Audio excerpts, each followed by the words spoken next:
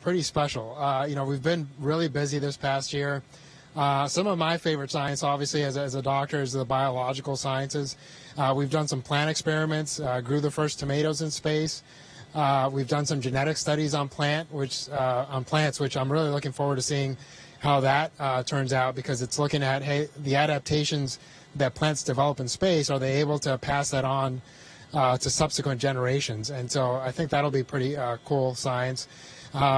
We did the first 3D printing of human tissue up here in the biofabrication facility. And that was pretty cool to both run and see. And then the material science was also pretty special, doing some of the fiber optics development that we did up here, the electromagnetic levitation facility. Really, the combustion chamber. I've been the one thing that you do get to do as the more time you spend up here is you get to have hands-on on just about every part of the station.